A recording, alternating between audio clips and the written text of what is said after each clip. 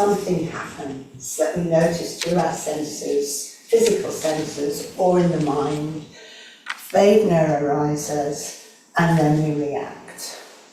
And when someone upsets us, and then there's unpleasant Vedana, and then our reaction can be just to lash out, and then around the wheel we go again. And that's what can happen very naturally. If someone upsets us, then we can end up getting angry, frustrated, irritated. So it's all, and those emotions arise always, if you think of it simply, on this is what's happening, but this is what I want to happen. And in between those two things, our ego, if you like, just gets bigger and bigger. And it's like, I want to be right. I want what I want. There's an obstacle here which is threatening my well-being. So I want things to be different. I want the other person to behave differently. So how can we move away from that way of reacting? And if you think about something like anger, there's a tendency to think of it as being a thing. Sort of we reify it, turn it into a concrete thing, and we think either that we can go to one of two extremes. One extreme is that we think it's got to be squashed down and repressed, and we pretend, as it were, that we're not angry. Or we can think, well, you should act it out, you should let it happen. That's healthy. But is there another way? Well, we don't want to suppress it. We totally don't want to pretend that, because nothing healthy can come of that, I think. And I remember someone first said in a meditation class that I heard, feelings just want to be felt. And that is really important, to let the feeling be felt. And if you think of an emotion like anger, what is an emotion consisting of? And there is the felt sensation. You can feel anger in your body, can't you? And then there's the thought that we add on to it and that's associated with it. So the first thing to do is to just be aware of the feeling. And in this gap, before we jump into reaction, just notice that feeling and really allow it to be felt without responding verbally or whatever. And in terms of reacting, I think it is difficult because we tend to think that it's very easy to think that maybe our anger can be justified because we are right and that person shouldn't have treated us like that and it's unjust. And I think justice is a big sort of theme in our 20th century Western culture. And we are conditioned, if you like, by our culture to want justice. But actually, the Buddha did not teach anything about fighting injustice.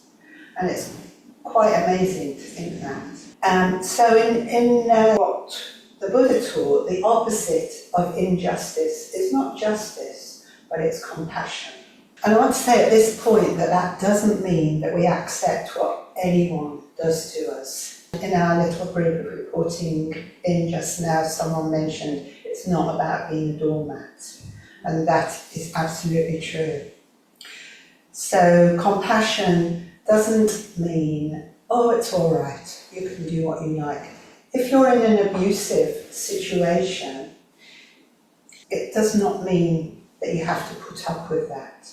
It is possible to have a compassionate response to the person and also to remove yourself from that situation. And that removal is part of your response. It's about compassion also to yourself in that moment. But that response is something that you've actively chosen creatively, and it's not the automatic reaction.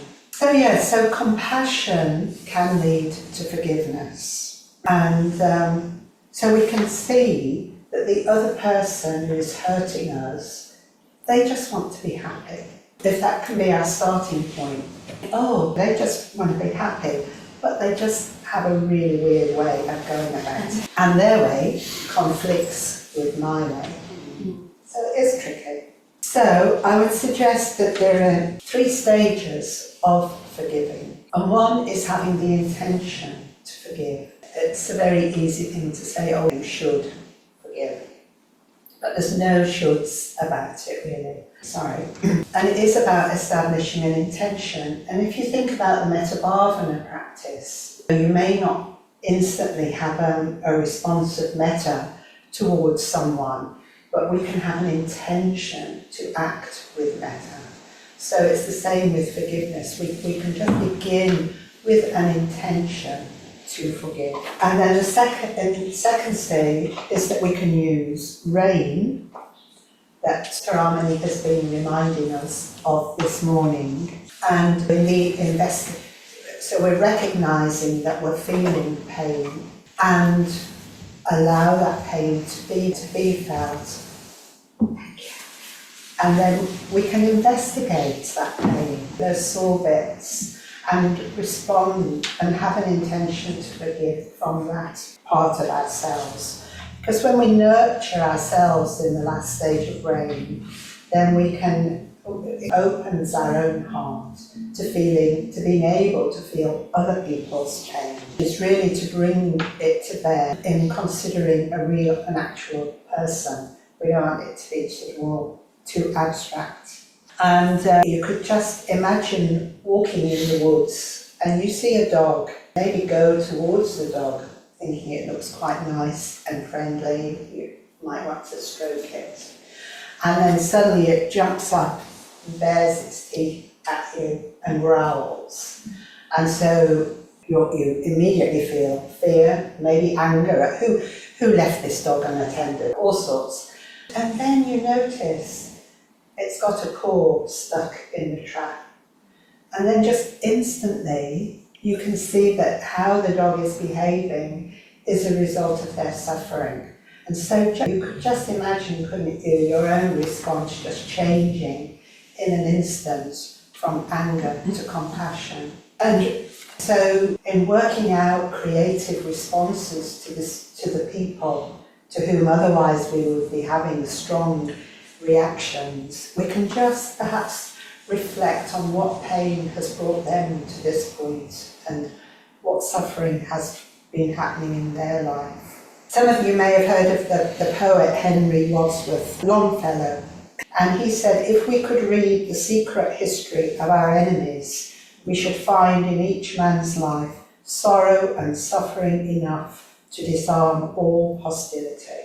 So we call this course Mindfulness Matters. So with mindfulness we can become aware of the Vedana and then we can choose how to respond.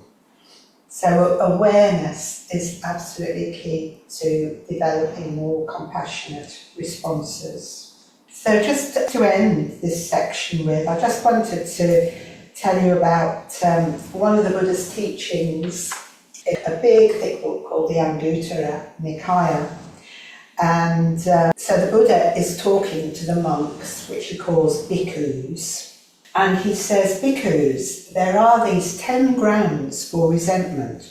What 10? And the first one is thinking they acted for my harm. One harbours resentment. Thinking they are acting for my harm. One harbours resentment. And I won't go through all 10, but they're all variations on that, of people acting for someone else's harm, and therefore one harbours resentment. And then the next section is bhikkhus. There are these 10 ways of removing resentment. And he says, what 10? Thinking they acted for my harm, but what can be done about it? One removes resentment. Thinking they are acting for my harm, but what can be done about it? One removes resentment. And I love this really. What can be done about it? It's kind of a rhetorical question, isn't it? Because we can't change the other person. We can't change all the factors in their life that led them to act in this particular way. But we can remove resentment from within ourselves and act with compassion. And, as I say, that doesn't mean not also taking action to ensure safety, really, ensure our own safety.